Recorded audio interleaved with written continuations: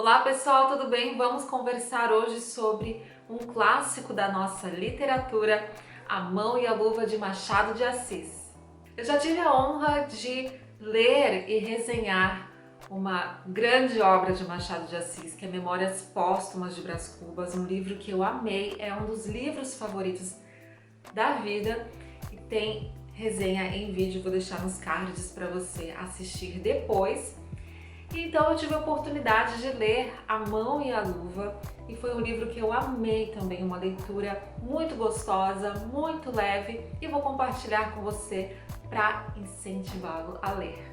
Para não dar spoiler, eu vou falar brevemente sobre o livro. Então, conta a história de Guiomar, uma jovem bela que tem 3 pretendentes e ela precisa se decidir com quem vai se casar, porque esses 3 pretendentes a pedem em casamento e ela fica ali na dúvida e ela quer escolher, fazer a melhor escolha, aliás, a escolha mais sensata. Bom, esses 3 pretendentes têm basicamente as seguintes características. O primeiro é um rapaz super romântico, daqueles assim bem melosos, que sofrem por amor, que são muito apaixonados.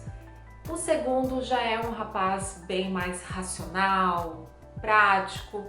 E o terceiro é um cara muito aproveitador, que só quer ter boa vida e se aproveitar dos recursos que a Guiomar tem. E por que ela precisa decidir? Porque Guiomar precisa levar em consideração os anseios de sua madrinha. Porque Guiomar ficou órfã muito cedo e foi criada por uma baronesa, por sua madrinha, que é uma baronesa muito rica. E a baronesa tem planos para a Guiomar. Ela quer que ela se case com um desses pretendentes, mais precisamente o seu sobrinho, que é um deles. Mas Guiomar na verdade, fica dividida entre aquilo que ela quer e a vontade da madrinha dela. E um desses pretendentes, vou falar um pouquinho sobre ele, é o Estevão, que é o ultra romântico. E aliás, ele era um namorado dela. Eles terminaram, na verdade, ela termina com ele. E o que torna essa história interessante é que não se trata de um mero romance, de um romance bobo, ultra romântico. Romance romântico não é pleonasmo. Então eu vou falar um pouco mais sobre as características, o contexto em que o livro foi escrito. Este é o segundo romance escrito por Machado de Assis e foi publicado em folhetim em 1874 e estava ali na 3ª geração do romantismo, já numa transição para o realismo. E na minha opinião, eu não li ainda todos os livros de Machado de Assis, mas para mim e pelo que eu já li a respeito, o Machado de Assis sempre teve essa característica de, mesmo escrevendo um romance, já ter ali um passo no realismo, uma história que não era tão ultra romântica, com personagens heróicos ou donzelas, personagens frágeis, mas já ali com o pé no realismo, com questões sociais, com a ironia, o pessimismo.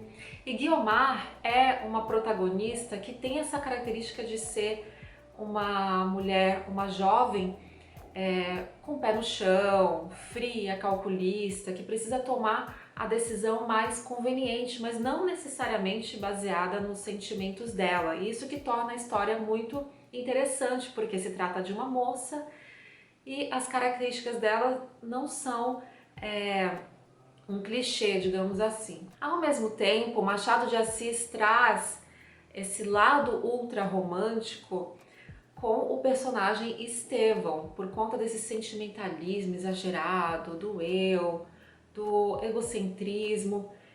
E então você consegue ver claramente esses 2 pontos.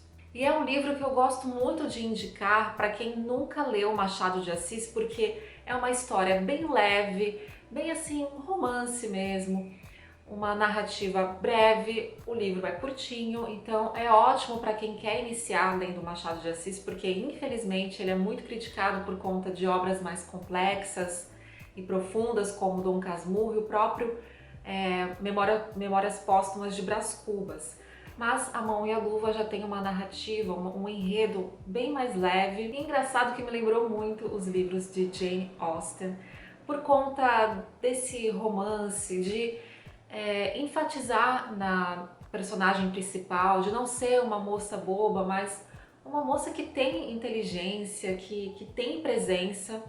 Isso me lembrou muito, e esses conflitos que existem entre os personagens. Então, se você já leu Jane Austen, se você já leu este livro, eu gostaria de pedir para você deixar a sua opinião para saber se você teve essa mesma impressão. Lembrando que Jane Austen veio antes de Machado de Assis e era uma escritora inglesa que eu amo também, eu gosto muito, então por isso que este livro aqui me chamou muita atenção e eu gostei bastante.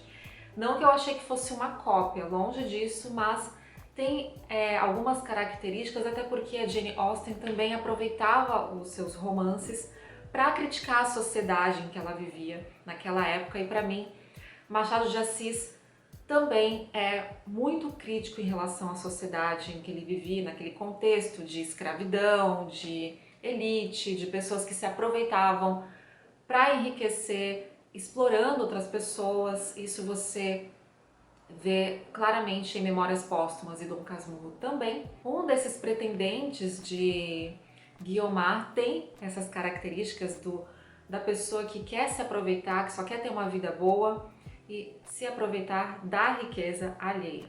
E coincidentemente ou não, na história tem uma governanta, a governanta da baronesa, que é uma, como que eu posso dizer, mexeriqueira, usando um termo antigo aqui dessa época, bem, sabe, fofoqueira, que adora escutar, adora dar palpite, e ela é inglesa.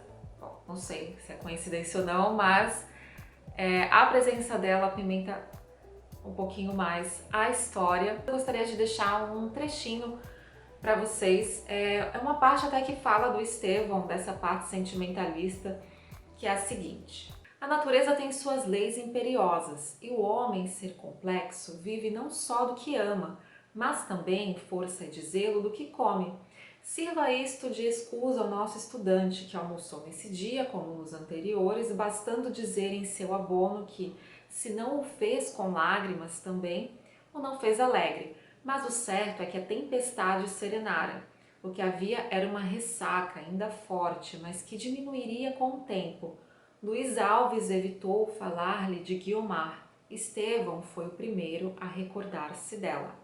Então você percebe, conforme vai lendo, como Machado de Assis procura trazer um exagero ao descrever esse sofrimento de Estevão, e faz até menção ao livro de Goethe, um livro muito conhecido, que é Os Sofrimentos do Jovem Werther, para você sentir esse sofrimento, mas ao mesmo tempo nota-se essa ironia, esse humor com esse sofrimento do Estevão. Então, reforçando, eu indico muito o livro porque é uma história leve, gostosinha, fácil, mas com uma escrita surpreendente, deliciosa de Machado de Assis, que eu amo. E não é difícil, você só precisa de um dicionário para descobrir algumas palavras, mas o enredo é super fácil, então eu indico bastante a leitura. Deixe nos comentários o que você achou, se você já leu, tem interesse, e se você quer que eu traga outras indicações de livros, de escritores nacionais que muitas vezes são criticados de uma forma muito injusta, deixa aqui nos comentários para que eu possa analisar e quem sabe trazer uma resenha.